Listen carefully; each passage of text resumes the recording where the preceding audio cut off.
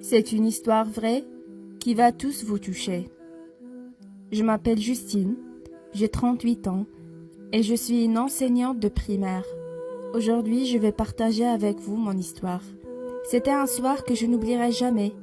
Après le dîner, mon mari et moi étions assis au salon. Chacun de nous était occupé à faire ce qu'il voulait. Moi, je corrigeais un exercice de production, alors que lui, il jouait sur son smartphone. Quand tout à coup, mes larmes ont commencé à couler sur mes joues silencieusement. Mon mari a ressenti ma tristesse. Il a remarqué que quelque chose n'allait pas et m'a demandé pourquoi je pleurais. Je lui ai dit qu'hier j'ai demandé à mes élèves de rédiger une production écrite et de parler de leurs plus grands souhaits. En corrigeant, la dernière feuille m'a énormément touchée. Ce petit garçon a écrit « Mes parents adorent leur smartphone. Ils en prennent bien soin alors que des fois, ils m'oublient carrément. Quand mon père rentre à la maison, il dit qu'il est très fatigué. Pourtant, il a toujours le temps pour son smartphone et pas pour moi. Même quand ils sont vraiment occupés à faire quelque chose d'important et que leur téléphone sonne soudainement, ils courent vite pour répondre. Mais quand c'est moi qui leur demande quelque chose, ils m'ignorent complètement, et ce, même quand je pleure. Mes parents jouent tout le temps sur leur smartphone, mais rarement avec moi. Quand ils sont au téléphone, ils ne m'écoutent jamais.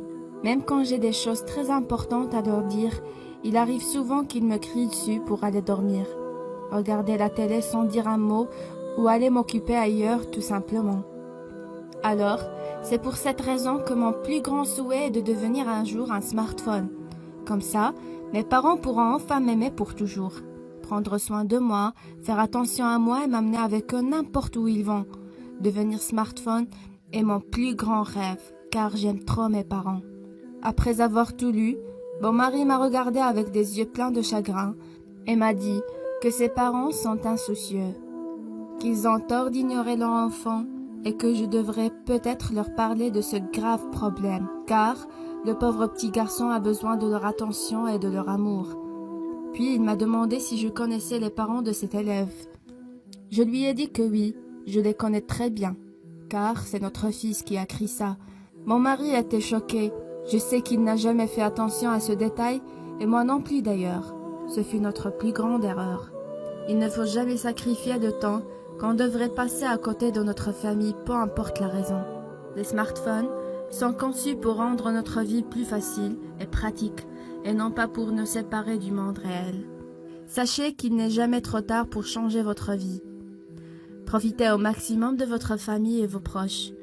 Parlez à vos enfants et apprenez à mieux les connaître.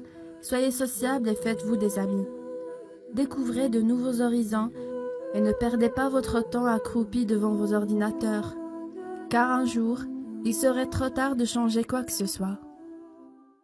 Si vous avez aimé l'histoire, n'oubliez pas de partager avec vos bien-aimés.